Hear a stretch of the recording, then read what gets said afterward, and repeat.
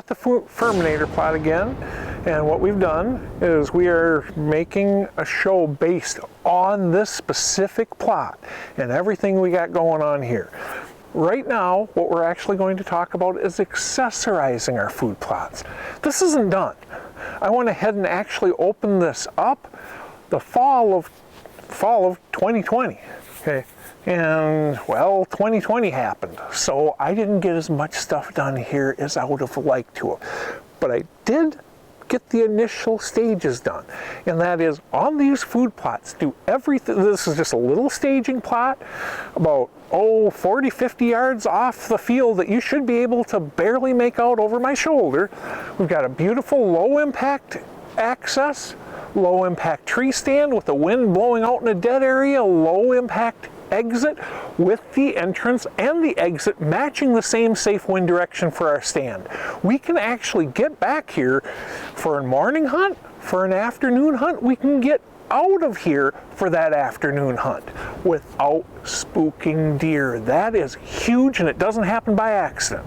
That's already taken care of. We covered that. Now, what can we do to make this plot even more desirable? Go ahead and hang a bunch of licking branches. I want to hang a bunch of licking branches. I'll go ahead and create one or two, in this case two, mock scrapes that are within bow range of that tree stand with the licking branches pointing to the stand to set those deer up at known yardages to go ahead and focus their attention away from the tree stand. That helps make the shot. That's huge. All right, but it also goes ahead and helps create this, turn this into a social scraping hub.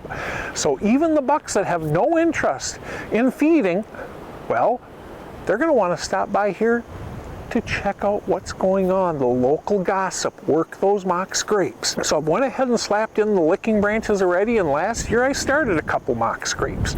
This year what I'll go ahead and do is, yes, there's a creek right there, but still, approximately 20 yards from my stand in a safe wind direction, I'm going to go ahead and dig a hole and bury about a 10 to 20 gallon bucket to the rim, pack it in nice and tight, put a couple inches of dirt down in the bottom, put a log going ahead and going out of it, so if any rodents fall in there, they won't drown. Now I got a water source here as well.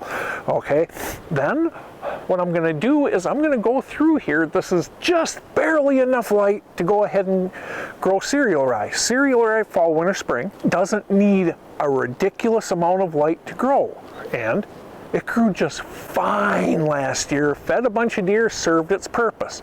But long term, what I'm going to want to do is I'm going to want to remove a few more of these trees around here so I can get more sunlight in, so then I can go ahead and eventually transition over to clover. Okay, while I'm cutting out these trees, what I will do is, there's not a lot of nice hinge cutting trees here. Most of them are higher timber value trees. I'll go ahead and take, or higher timber value, or just too large to hinge cut. I'll go ahead and traditionally log them and leave the top sit around. There's two different ways to edge feather a plot. One is to go ahead and hinge cut approximately a 5 yard wide band around the food plot. The other is just to log it. Either way, what ends up happening is you end up getting all sorts of fresh regrowth, and then I will go ahead and I will cut a trail through. There's a nice cross trail.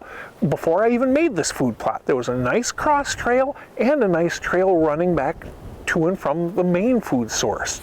Okay, I'll go ahead and leave an opening on that nice cross trail. That doesn't mean that the deer can't get through anywhere else, but they'll go through there more. And then what I can also do, once I open this up, I can add a couple dunks and chestnuts, I can add a couple apple trees, I can go ahead and add a couple pear trees and a couple plum trees back here. Now we really have a staging area.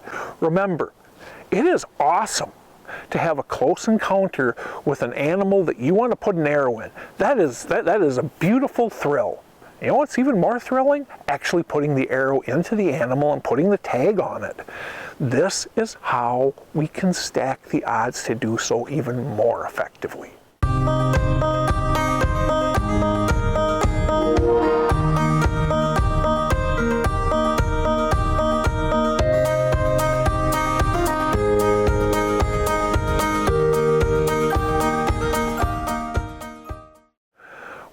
comes to accessorizing food plots, this is an awesome food plot.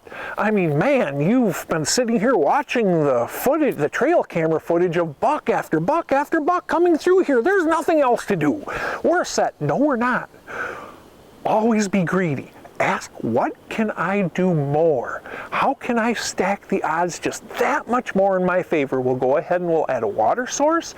We will edge feather this plot to increase the amount of sunlight that gets to the plot, along with increasing the amount of browse around it. Cut trails through there to help dictate deer movement a little bit.